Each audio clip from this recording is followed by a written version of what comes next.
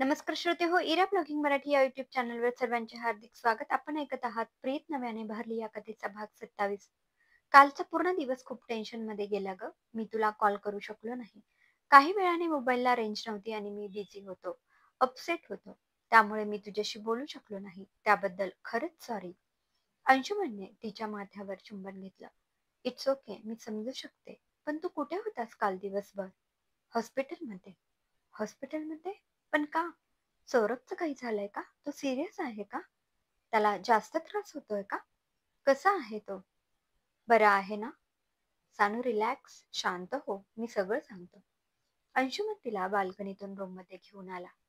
आधी काहीतरी खाऊन घे, मग मी तुला सविस्तरपणे सगळं सांगतो. ए नाही हा, ही चिटिंग आहे. तू खाली नेणार मला आणि मग नाश्ता करून तू निघणार ऑफिसला जायला. नाही, आधी तू सांग मला, प्रॉमिस कर. मी निघून नाही जाणार. तुला सगळं सांगेल आणि नंतर जाईल. चल खाली, आधी खाऊन घे. तुला भूक लागली नसेल, पण बाळाला लागली असेल ना? दोघेही हसले आणि खाली गेले. दोघांनी नाश्ता केला. त्यानंतर पुन्हा खोलीत जायला निघाले. मागहून आईने आवाज दिला. का रे अंशुमन, आज ऑफिसला जायचं नाहीये का? जातो आई थोड्या वेळाने. बायकोशिवाय करमत नाहीये वाटतं. तिनेही गंमत केली. असं नाहीये ग, जातो मी थोड्या वेळात, तो हसून म्हणाला. दोघेही पुन्हा खोलीत गेले. बस इथे, मी तुला सगळं सांगतो. ती तिथे बसली. तिचे कान अंशुमनचे बोलणे ऐकण्यासाठी आतुर झाले होते. ऍक्च्युली काल हॉस्पिटलमधून मला फोन आला. सौरभची तब्येत क्रिटिकल झाली होती. त्याला झटके यायला लागले होते. त्याची आई त्याला हॉस्पिटलला घेऊन गेली, पण ती मला फोन करण्याच्या मनस्थितीत नव्हती. म्हणून मग तिथल्या स्टाफ मेंबरने मला फोन केला. खरं तर तिथे गेल्यानंतर मी पण खूप घाबरलो होतो. डॉक्टरांनी लगेच ट्रीटमेंट सुरू केली आणि सौरभ स्थिर स्थावर झाला. डॉक्टर म्हणाले की असं अधूनमधून होऊ शकतं, पण तो आता स्टेबल होतोय. पॉझिटिव्ह रिस्पॉन्स मिळतोय आणि मला खात्री आहे की तो लवकर बरा होईल. हे सगळं ऐकून सानिकाच्या डोळ्यातून पाणी वाहू लागलं. तुझ्याशी काही नातं नसताना किती करतोयस तू त्याच्यासाठी? तुझ्या जागी दुसरं कोणी असतं ना, तर त्याने त्याचा विचारही केला नसता. पण तू त्याच्या ट्रीटमेंटसाठी धडपड करतोयस. त्याचं आयुष्य सुखकर व्हावं म्हणून. ती बोलता बोलता थांबली. किती स्वतःला त्रास करून घेतोस रे? सगळं ठीक होईल, आता तू काळजी करू नकोस. त्याने तिला जवळ घेतलं. हळूहळू दिवस सरत गेले. सौरभ बरा व्हायला लागला. सानिकाला आता 3 महिने पूर्ण झाले होते. सानिका, उठ, हॉस्पिटलला जायचंय. मी सकाळची अपॉइंटमेंट घेऊन ठेवलेली आहे. मग मला ऑफिसला जायला उशीर होईल. आधी आपल्याला हॉस्पिटलला जायचंय. मी रात्रीच बोललोय डॉक्टरांशी. त्या असणार आहेत सकाळी. चल लवकर उठ. असं म्हणून त्याने तिला उठवलं. पटकन फ्रेश होत मी तोवर नाश्ता करून घेतो. सानिका पटापट तयार झाली. तिनेही नाश्ता केला आणि दोघेही हॉस्पिटलमध्ये जायला निघाले. आज सानिकाची पहिली सोनोग्राफी होती. सानिका खूप एक्साइटेड होती. आज तिला पहिल्यांदा बाळाला बघता येणार होतं. आज ती खूप हॅपी होती. का ग, एवढा का आनंद होतोय तुला? म्हणजे काय? मी पहिल्यांदा माझ्या बाळाला बघणार आहे. अच्छा, म्हणून इतक्या आनंदात आहेस? हो, मला खूप खूप आनंद होतोय. ती त्याला बिलगली. काही वेळाने दोघेही हॉस्पिटलमध्ये पोहोचले. डॉक्टरच्या केबिनमध्ये गेले. Good morning mister Anshuman. Good morning Sanika. Good morning doctor. मग काय म्हणतीये तब्येत? डॉक्टर, तिला बाळाला बघण्याची खूप एक्साइटमेंट झाली आहे. खूप आनंदात आहे ती सकाळपासून. दोघेही हसले. त्यानंतर डॉक्टरांनी तिला चेक केलं. सोनोग्राफी केली. काही वेळाने दोघेही बाहेर आले. काय मग, झाली काय इच्छा पूर्ण? अंशुमनने तिला हसत विचारले. हो, मला खूप छान वाटलं. तूही हवा होतास. तू बघितलं असतं ना, तर तुला तितकाच आनंद झाला असता. सानिका म्हणाली. ओके, नेक्स्ट टाइम करूया आपण, तेव्हा मी असेल तुझ्यासोबत. ओके चल, आता मी तुला आधी घरी सोडतो आणि त्यानंतर ऑफिसला जातो. मी जाईल ना घरी डायरेक्ट, तू जा ऑफिसला. नाही, तू कशाने जाणार? अरे मी कॅब किंवा ऑटोने जाते. नको, मी तुला सोडतो, नाही तर एक काम कर, तू गाडी घेऊन जा, मी कॅबने ऑफिसला जातो. नाही नको. तुला पुन्हा रिटर्न संध्याकाळी कॅबनेच यावे लागेल. त्यापेक्षा तू चल, घरी सोड मला आधी आणि मग जा. दोघेही घरी पोहोचले. बाय, तिने स्मित हास्य केलं. अंशुमन दारातूनच निघून गेला. सानिका आत आली. तिच्या सासूबाई वाट बघत बसलेल्या होत्या. काय म्हणतात डॉक्टर? त्यांनी उत्सुकतेने विचारले. आई, सगळं ठीक आहे. अंशुमन कुठे आहे? आई, अंशुमन दारातूनच गेला. ऑफिसला जायला उशीर होत होता ना, म्हणून. ठीक आहे. तू काही खाल्लंस का? काही खातेस का? आई, सकाळी नाश्ता केला होता. आता काही नको मला. जरा मी फ्रेश होऊन येते, मग बघते. काही खाण्याचा विचार करते. आता सध्या नको. ओके, जा मग, तू आराम कर. सानिका तिच्या खोलीत गेली. फ्रेश झाली. त्यानंतर ती तिच्या बाळाशी गप्पा मारायला लागली. बाळा, आज तुला असं बघून खूप आनंद झाला. आज तुझ्यावरची नजर हटतच नव्हती. फक्त तुला बघत राहावं असंच वाटत होतं. तुझ्या बाबाची पण इच्छा होती तुला भेटायची, पण बिचारा काही बोललाच नाही. पण तू आलास की मग छान गट्टी जमेल तुझी आणि तुझ्या बाबांची. तो खूप प्रेमळ आहे. तू आलास की सगळं जीवन आनंदाने उजळून निघणार आहे. सानिका स्वतःच्याच विचारात गुंग झाली. काही वेळाने तिच्या मोबाईलवर रिंग आली. अनोळखी नंबर होता. उचलू की नको या विचारातच तिने फोन रिसीव्ह केला. हॅलो सानिका. हॅलो. समोरचा हळुवार आवाज ऐकून सानिकाने विचारलं, कोण बोलतोय? सानिका, मी मी बोलतोय. त्याचा आवाज ऐकून ती भावुक झाली. तिचे डोळे पाणावले. नकळत डोळ्यातून अश्रू वाहू लागले. सौरभ. तिच्या तोंडून स्वतःचं नाव ऐकून तोही रडायलाच लागला. ओळखलंस मला? सौरभने विचारले. का ओळखणार नाही? सानिका म्हणाली. विसरलीस ना मला? सौरभ.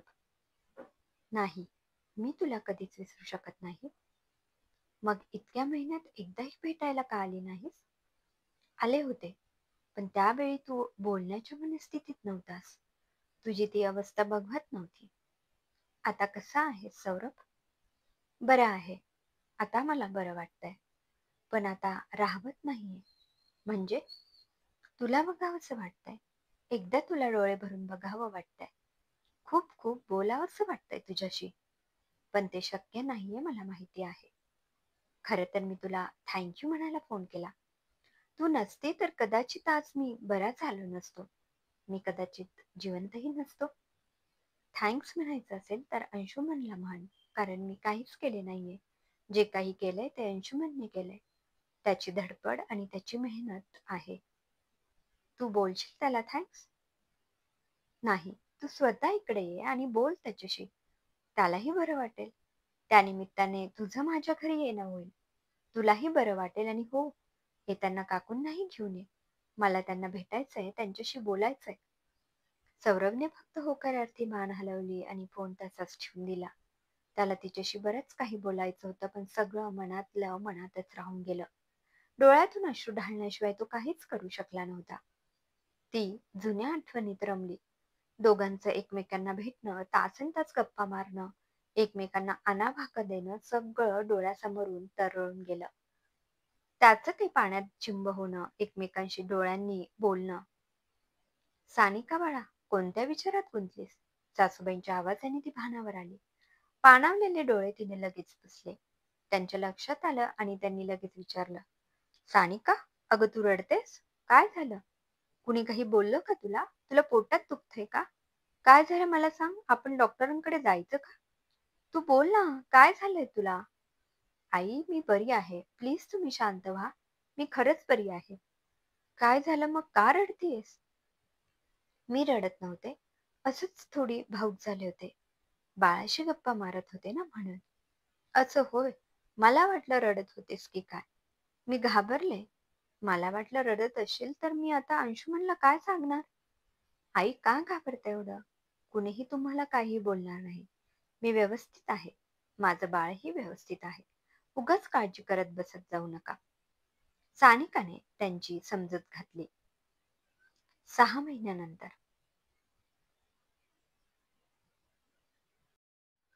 अंशुमन आणि सानिकाच्या आयुष्यात नव्या पाहुण्याचं आगमन झालं. सानिकाने एका गोंडस मुलीला जन्म दिला होता. बाळाचा रडण्याचा आवाज सुरू होता. सानिका, अगं ये सानिका, काय झालंय?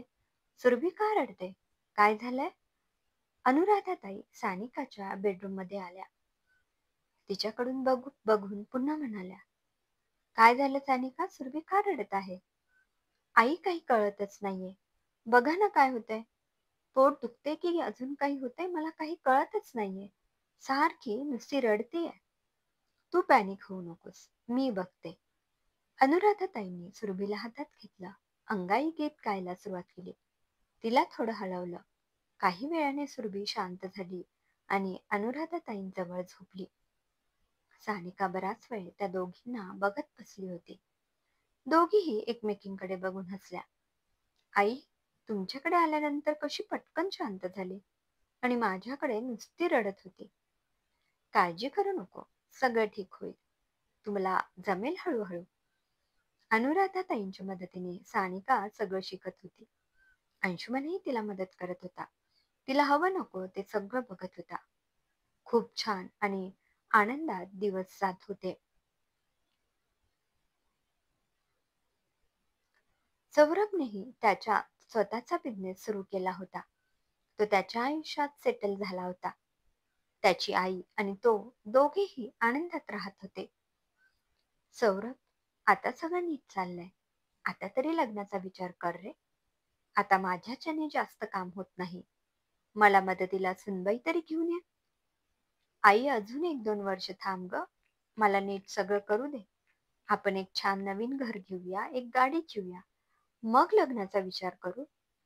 नवीन घर आणि गाडी होईल रे. आधी घरात एक सून घेऊन ये. ती महत्वाची आहे. माझ्या तब्येतीचं काही सांगता येत नाही. मला काही झालं तर? आई, तू अशीच राहणार आहेस. मला फक्त ब्लॅकमेल करत राहा. असं म्हणून तो हसायला लागला. सानिका, सानिका. सानिका धावत पळत खाली आली.